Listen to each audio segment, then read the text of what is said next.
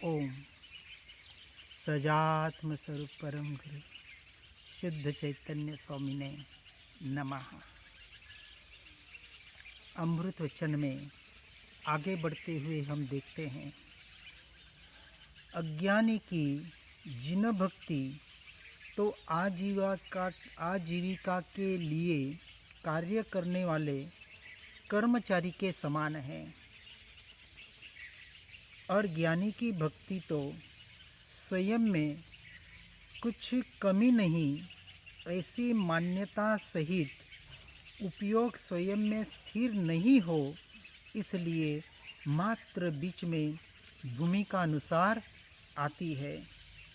अज्ञानी और ज्ञानी की बाहर के व्यवहार रूप जो भक्ति बताई है, देव गुरु शास्त्र की भक्ति या बाहर के स्वाध्याय सत्संग जो भी परिणमन होते हैं, वह अज्ञानी को जैसे आजीविका के लिए कोई कर्मचारी कार्य करता है और फिर वहाँ से भूल जाता है कि जो कार्य किया था वो किसी पर का था।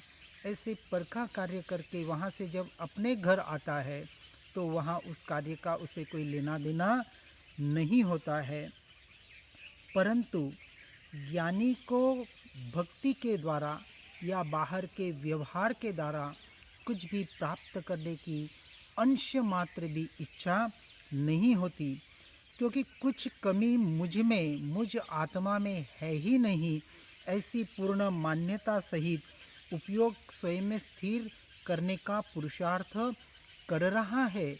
परंतु जब स्वयं में उपयोग स्थिर नहीं होता है, कहीं चारित्र मोह के उदय से कोई विपरीत परिणाम आ जाते हैं, तो बीच में भूमिका के अनुसार स्वयं में स्थिर होने के लिए बाहर के पूजा भक्ति आदि व्यवहार का उपयोग करता है। इसलिए वह अवैतनिक सेवक की भांति निष्काम होता है, जिसे हम ऑनररी ऑफिसर कहते हैं, यानी बिना वेतन वाला ऑफिसर, यानी बिना अपेक्षा से जो निष्काम कार्य करता है।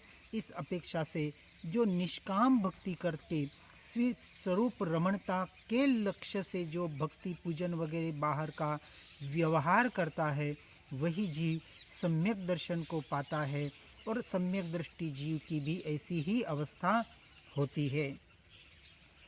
पर में निमित्तपने के छल से कर्तृत्व का अभिप्राय संपूर्णतः आत्मघातक है।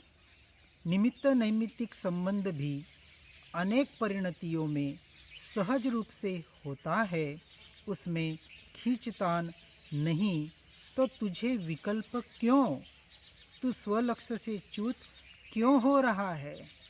तो यहाँ कहने का प्रयास कर रहे हैं कि पर में निमित्तपने का जो छल है, यानी पर में एकत्व में मेरापना और कर्तृत्व भोक्तृत्वपना, उसमें अपने आप को निमित्त नैमित्तिक संबंध में भी स्थापित करना, यहाँ जो कर्तृत्व का अभिप्राय होता है वह बहुत ही आत्मघातक सिद्ध होता है।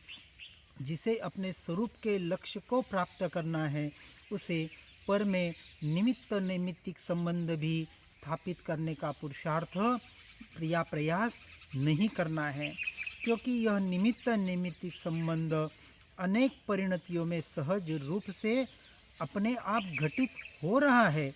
उसे खींचतान करने की, कहीं भी लाने की जरूरत नहीं है।